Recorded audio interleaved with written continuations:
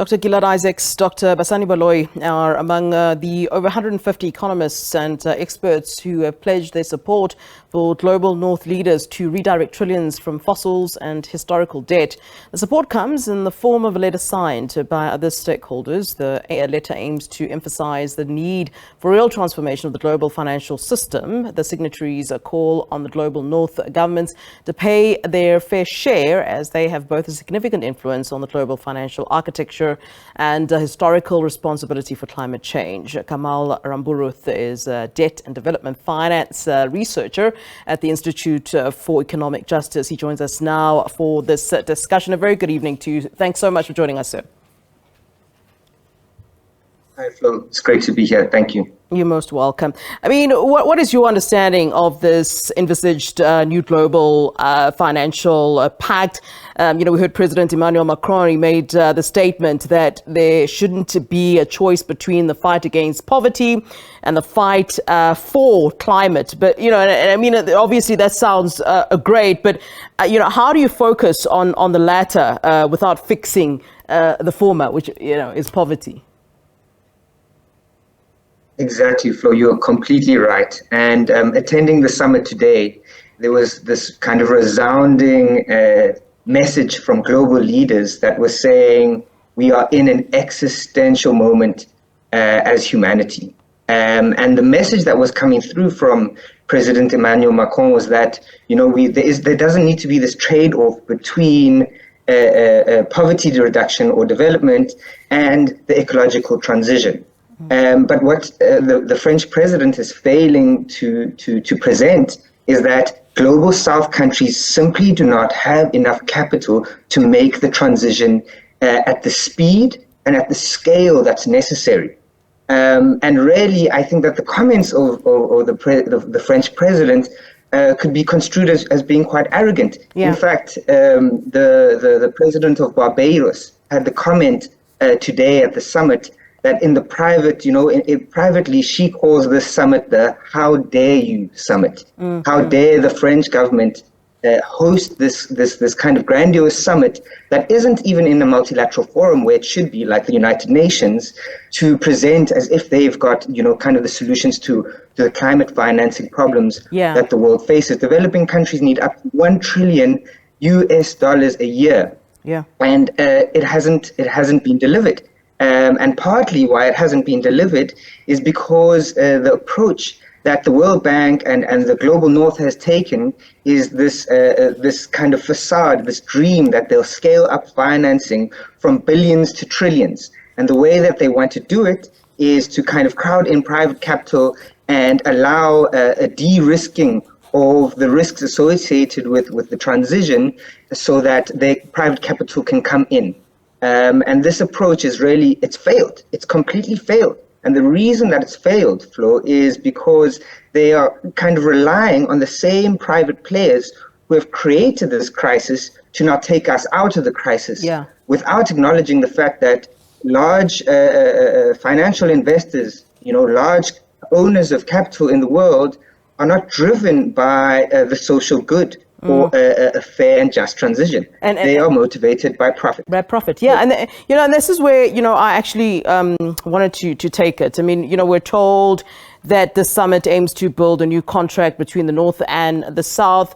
How are we sure or how are we meant to trust that, this won't be, another burdensome sort of pact for Africa? We rarely win, when we involve ourselves in these contracts and pacts and so forth, with the European nations.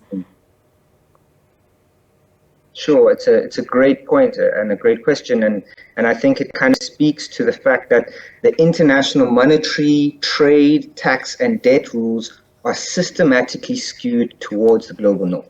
Yeah. Right? Wealthy governments haven't played their part, and they need to play their part. The billions of trillions didn't happen, and for the reasons that I've explained. And we don't necessarily need a new global financial pact. We need the developed world, the rich world, to follow through on their promises. The 1 billion that they promised at Copenhagen did not arrive. So we don't really need a new pact. We just need people to do what they say they'll do with integrity. Yeah. And there's three very simple, ways in which climate finance can be raised. The first one is stopping funding of fossil fuels. So instead, we should make companies pay for their damages. Fossil fuel subsidies, for example, what governments give fossil fuel companies when they give them money to encourage their business in G20 countries should be directed to climate change mitigation and adaptation and the new loss and damage fund. These fossil fuel subsidies in G20 countries makes up $500 billion a year. $500 billion a year. And, this is not sustainable. Aside from the subsidies, there should also be windfall taxes on fossil fuel companies. A windfall tax on fossil fuel companies would raise as much as $300 billion a year. Right. For example, the crisis that happened, or the war that happened in Ukraine, and the inflation in the global north led to supply chain issues, and mining companies in South Africa experienced a commodity boom that led to them having record profits, right? By no cause of their own innovation or intelligence or ingenuity. There was just a war on the other side of the world that meant that they made crazy profits. Do they deserve to hold those profits, or should those profits be claimed through windfall taxes to support the ecological transition? So that's one thing around fossil fuels. Then there's the question of debt cancellation, right? And in fact, I want to talk to you. I want to talk to you about that, Kamal. The UN chief Antonio Guterres, he lamented the fact that developing countries are buckling under high debt and exorbitant borrowing. And I suppose you anticipated my next question, because I wanted to say, what's the solution there? Because it doesn't, I highly doubt that we'll find ourselves in a situation where any of this high debt is written off by the wealthier nations. So what's the realistic solution to that? Well, the only realistic solution, if the world is serious about a climate transition, is large-scale debt cancellation.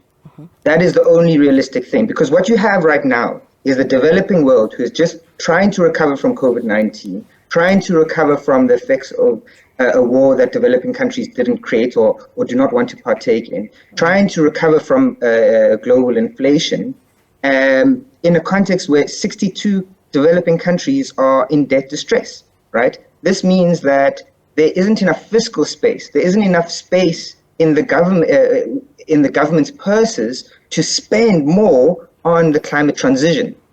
And this is an important point, because we've got a whole bunch of developing countries who are deeply in debt, and then we're being told to take on more debt through jet IPs, to take on more debt to do the transition, and we're already in debt distress in most of the developing world. So there's no ways that a transition can happen without a restructuring of the debt in the global south. It's just not possible. All right. And there's a number of ways that you can kind of restructure this debt. You can have debt cancellations, which has happened in the past. It's not unheard of to have debt cancellations. There was the Jubilee movement in the 2000s. It happens. It's happened throughout human history, debt cancellations.